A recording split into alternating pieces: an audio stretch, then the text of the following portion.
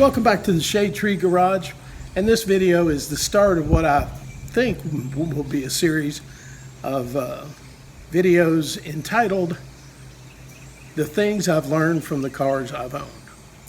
Now, why is this important? Well, I think that for many of us who are do-it-yourselfers, we probably began with working on our first bicycle. But that's where I started with my dad. And I learned a lot from him about bicycle maintenance, and then moved on up after I got a car to vehicles. So we'll start with the very first vehicle I ever owned. My first car was a 1971 Volkswagen Type III Fastback. Now, the Type III cars were produced from 1961 to 1973. It originally debuted with a 1500cc engine, which in 1968 was upgraded to 1600 cc's. And in 1968, Volkswagen introduced, the Type III was the first fuel-injected Volkswagen. In fact, the first factory mass production fuel injection car. Now, of course, you're saying, no, the Corvette had fuel injection. Well, yeah, it did, but it wasn't produced in mass the way the Type IIIs were. All right, the engine on the Type III was flat, and I mean it fit in a square. It was called a suitcase engine or pancake, because unlike the Beetle engine, which kind of stood upright in the rear of the car, the Fastback engine was in the rear, but it laid flat. And so in the rear of my Fastback, I had an actual trunk over the engine. And you access the engine through a panel that raised up. So, and the rear trunk was large enough to fit two studded snow tires on rims, which I kept with me every winter in the event that I was in Louisville at school and we had a heavy snow. And the Volkswagen would go anywhere with studded snow tires. So that was my insurance against being stranded somewhere in the snow. Now, in the United States, there were two versions of the Type III. In Europe, there were more. It was the Fastback, which I owned, and then the Squareback. The Squareback was exactly what you would think. More squareback, and it was more like a traditional station wagon. All right, the car came to me through my Uncle Cyril. Now, he had purchased the car in the early 70s as a used car, and he used it to commute back and forth to his job. He had it up for sale, and so my parents forked over the princely sum of $500 for the VW. It had fewer than 100,000 miles on it and ran like a top. So what's not to like? The first lesson my Volkswagen taught me was how to drive a stick shift. I had no idea that it was a manual transmission when my parents were talking about the car. I was just excited they were talking about buying a car that I would drive. When it arrived and my father told me, well, we're going to have to do some lessons on how to drive a stick. Internally, I panicked. I had no idea how to drive a stick.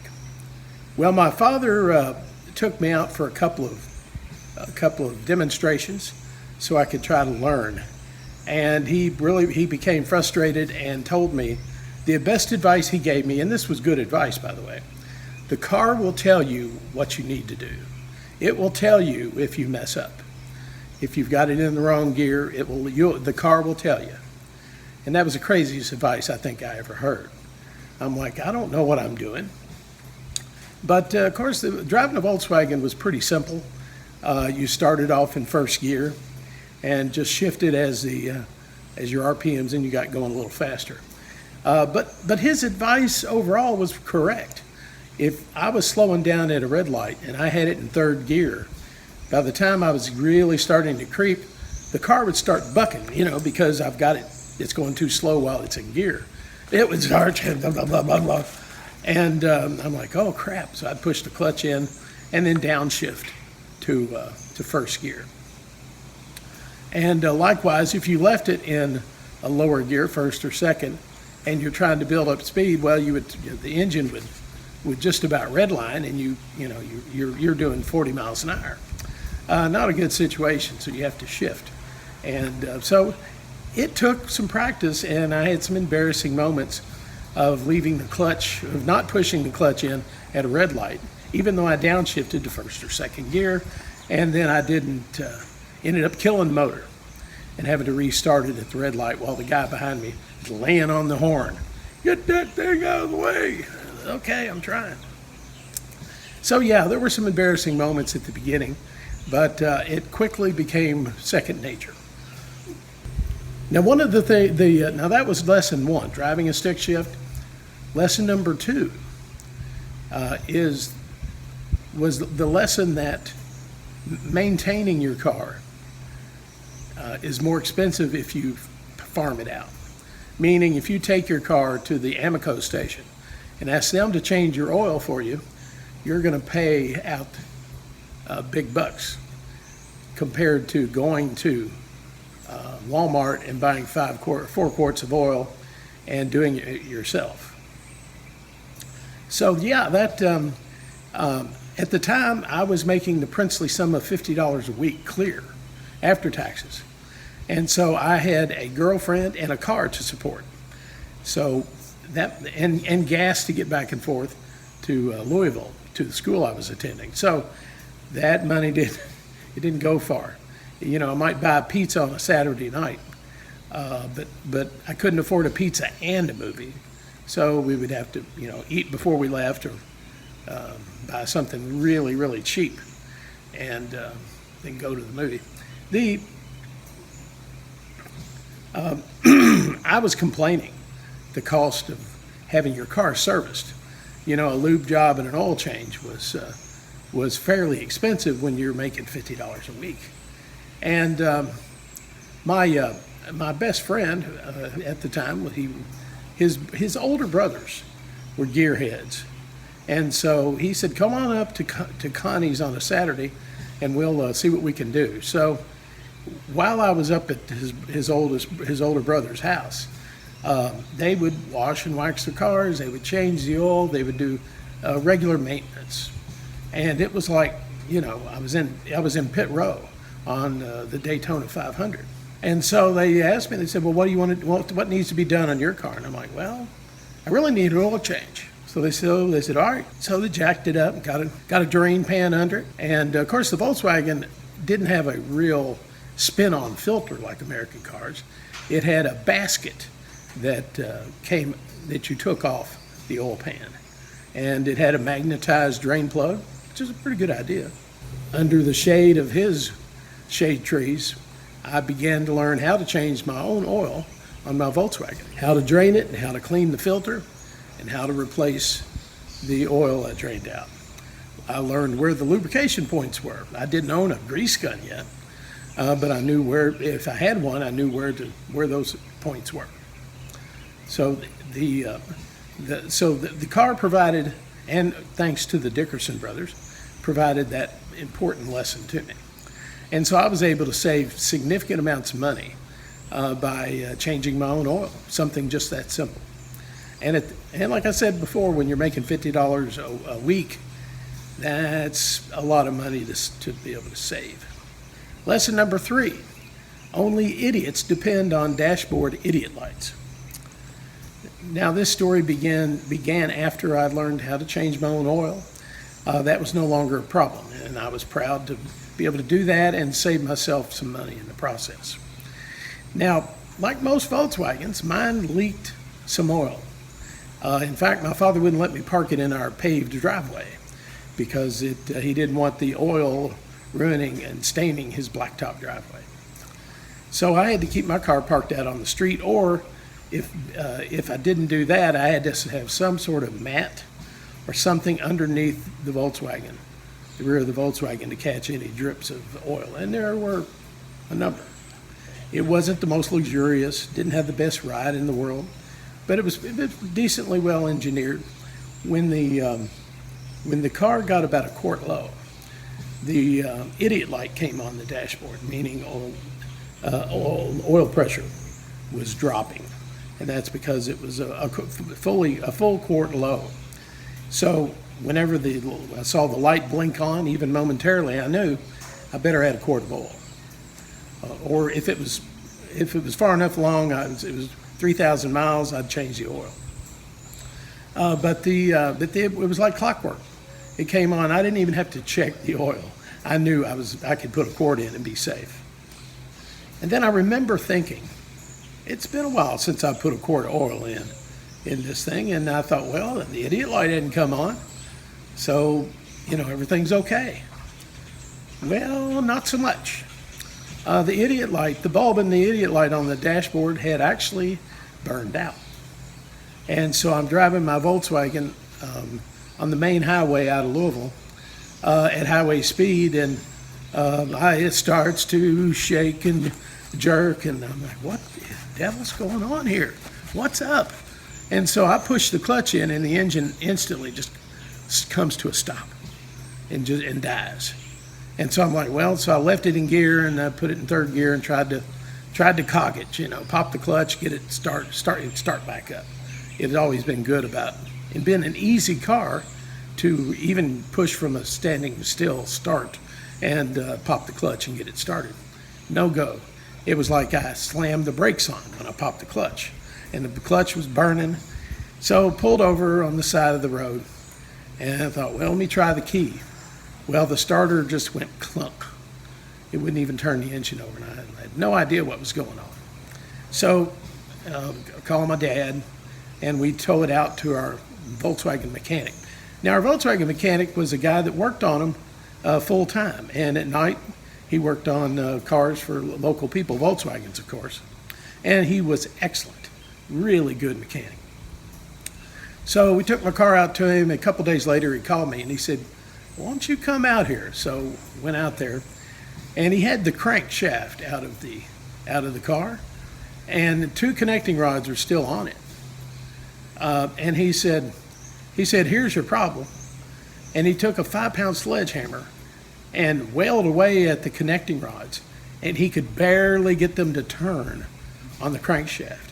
I'd almost welded both connecting rods solid to the crankshaft because of no oil. He said, well, there was a tiny cup worth of oil in the oil pan. And so, and of course, I don't remember there being a temperature gauge on the dashboard. I probably wouldn't have paid attention to it anyway. But I'd basically run the engine out of oil. And so I think it ruined every rotating part. New cylinders, new pistons, connecting rods, crankshaft. And of course on the Volkswagen, you could change the jugs. You just put you could change the cylinders out, and needed all four, of course. So this was an expensive repair, and I cost it because I didn't check the oil when I had been depending on. I'd been the idiot depending on the idiot light. Lesson learned, trust me. And when my father found out the reason the engine died, I thought my rear end was going to die because he's the one who paid the bill for the engine rebuild. So it was years before I heard the end of that. Lesson 4. Foreign cars often have negative offset on the rims. Now, of course, as a teenager, I wanted to dress up the Volkswagen's appearance. And the best way to do that was with a set of mag wheels. And so I shopped long and hard looking for mag wheels that would fit the Volkswagen. They, of course, are 4-bolt hubs. And I searched long and hard for wheels that would fit a Volkswagen. And I found some aluminum slots. I think some people in the South refer to them as Astros. Found them at Red's Auto Parts in downtown Louisville. Red's was a famous, at the time, speed shop in downtown Louisville. They had a store in downtown. They had a store on 3rd Street Road in Louisville, and they had a couple of stores over the years. And I delivered parts in my part-time job to 2 of the stores. So they could get a set of wheels, aluminum mags for the Volkswagen. All right, now my thoughts were you could just unbolt, take off the old wheels, move the tires to the new rims, and off I go. Well, not so much. And we see this today on a lot of domestic cars that have negative offset. Now, offset is where the tire is placed on the width of the rim, where the hub is located, basically. If you have negative offset, it moves the hub out towards the outer side of the rim. And this pushes, or doesn't push, but it places the rubber of the tire inside your wheel well further. And if you have positive offset, it's the exact opposite. It puts more rubber out on the outer side of the tire. And that's why we used to see in the 70s and 80s deep dish mag wheels, and you would have your rear tires, of course, on hot rods had deep dish rims with wide tires, and oftentimes they would stick out past the edges of your fender, your quarter panel on the back. Not necessarily a really good look, but it certainly screamed to the world, I've got wide tires and rims. All right, back to the Volkswagen. And I knew nothing about rim offset and how that would work. So I went out to our local Chevron station where I knew the mechanic. We put it up on the lift, and he swapped out the rims and put my tires on the new rims and mounted them. And they looked great. They looked great. I was no more than half a mile from the service station when I turned the wheel, and then I began to hear the tire scraping the fender lip. And I'm like, I don't know what's going on here. So by the time I got home, which wasn't really very far, the tire, I had really bent up the inner lip of the tire and sliced up the sides of that tire pretty bad. So, I kind of puzzled on what to do about it. And so, I took matters into my own hands and got a pair of vice grips and a ball peen hammer. And I had to bend the inside lip of those from both front fenders up, basically eliminating the horizontal part of that lip to give those front tires more room. Now they would still rub. They'd still rub on a real hard turn, but not as severely as they had. So, and I was able to do that without really mucking up the look of the wheel well on each side. And so that got me through that. But I still wasn't sure what was going on and why that happened. I had no idea about rim offset. The new rims were neutral. However wide that tire was, had half of it sticking out and half of it on the inside of the wheel well opening, whereas the old had like 4 3/4 inch negative offset. So now it's time I went back to put the new rims on the rear of the car. Well, the first problem I had was that when we changed them out and brought it down off the lift, the body and the wheel lip on the quarter panel opening was sitting on the side scraping the side of the tire, and it wasn't going to be drivable because it would have sliced and diced the sides of those tires all to pieces. So anyway, despite all the work in mounting 2 tires, we had to unmount them and put them back on the factory rims and go with that until I figured out what to do. Well, I worked for an automotive distributor, and my job after my schooling was to go to deliver parts 20 hours a week, 25 hours a week around Jefferson County in Louisville. And anyway, we were a Monroe dealer, and we were a warehouse, so we had every available shock you could imagine, and a complete line of air shocks. So I thought, well, let's try this. So I bought a pair of air shocks to put on the back of the Volkswagen. So took that, went out to the dealer again, put it up on the lift again, and changed out the shocks, and I ran the lines and got the air shocks mounted, and then put the new tires back on it. And put the and aired up the air shocks full pressure, and it got the body up high enough where it wasn't rubbing on the wheel well lip wasn't rubbing on the tires. So I thought, well, I'm good to go. So I left, and so the next day we had a carpool going to our school in Louisville, in Shively actually, and it was usually two of us, and the car did fine. But then one day we had a third person, and he was about 6'1", about 300 pounds, and so put him in the back, and the car was no longer setting nearly as high as it was with the just the air shocks and two of us in the car. And so as we're going down the interstate, you know, you're hitting bumps and dips, and on every bump you could hear the rear wheels where the rear tires scrape the inner wheel well opening on both sides. And the bigger the bump, the worse the scrape. It was awful. It really was awful. And in fact, by the time I got down to school, at our first break, I went outside and I swapped. I still was carrying around the some mounted snow tires.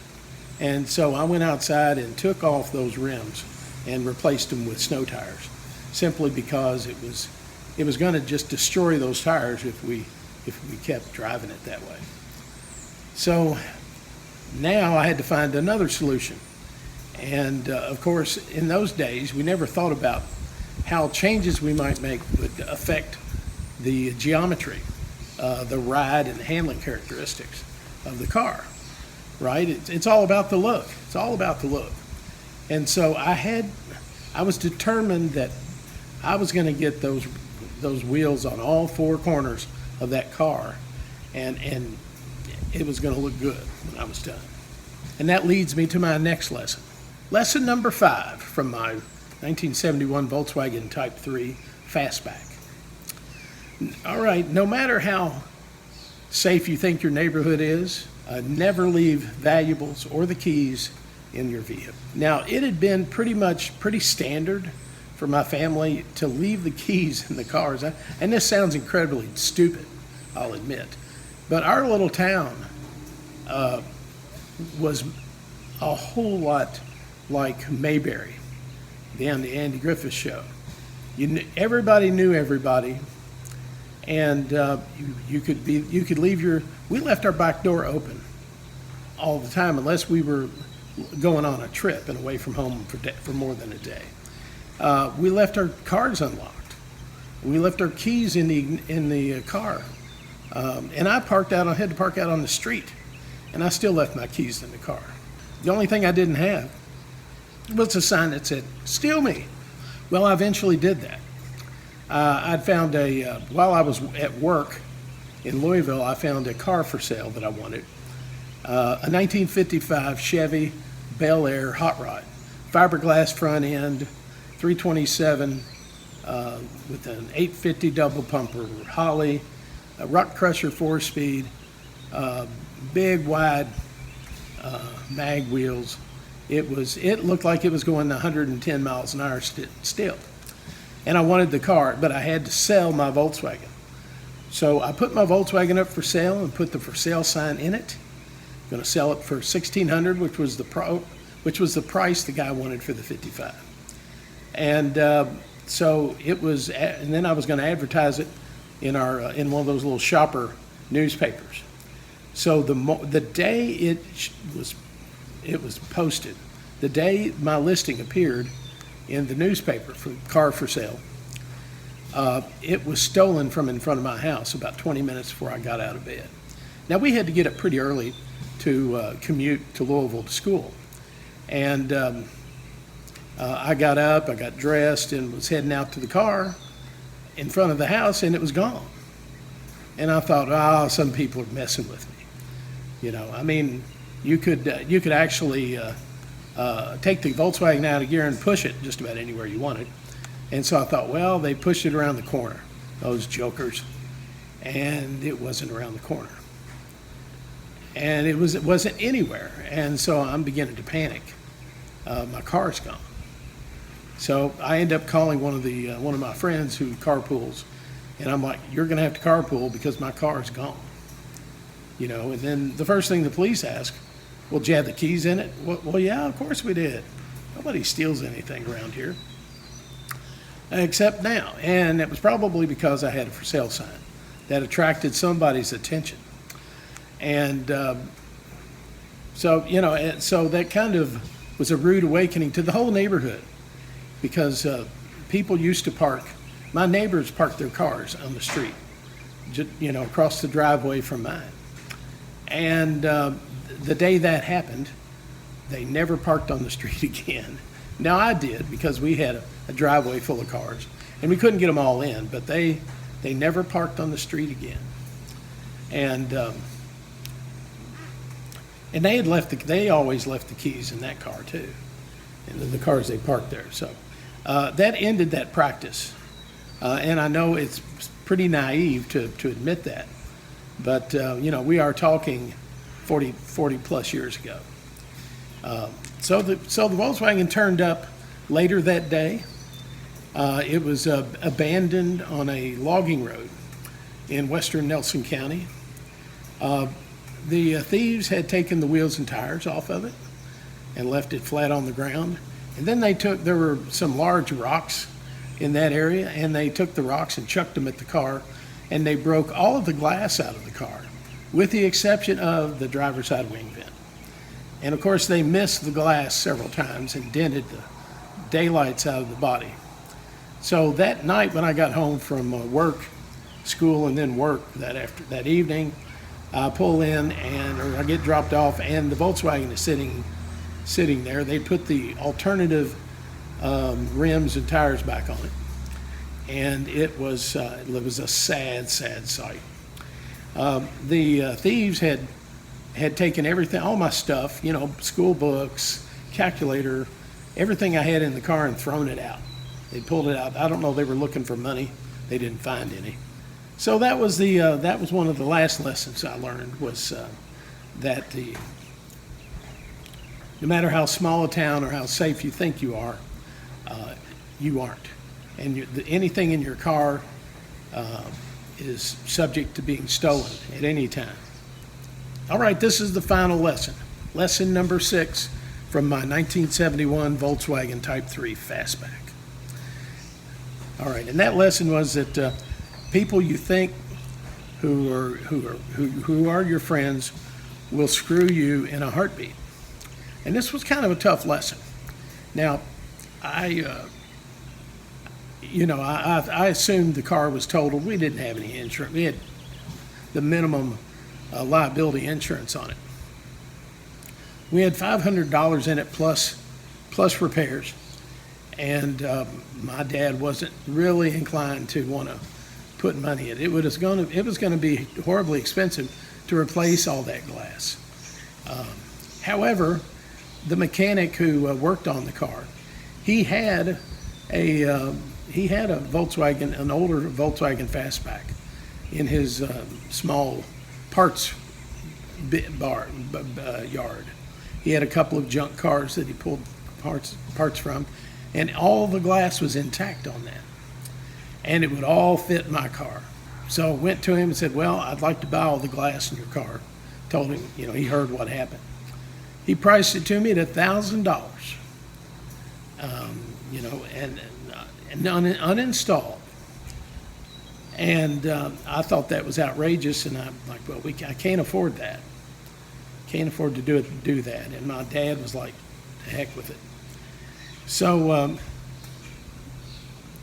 we didn't buy the glass, and one of my other Volkswagen friends in town asked me if I would want to sell it, and so I think we got either $100, $150 for the car. Of course, now it still ran, everything worked on it, it just needed glass. Well, he went to the same Volkswagen mechanic that I just mentioned and said, "Well, you've got all the glass I need, what would you take for it?" He priced it to him for $100.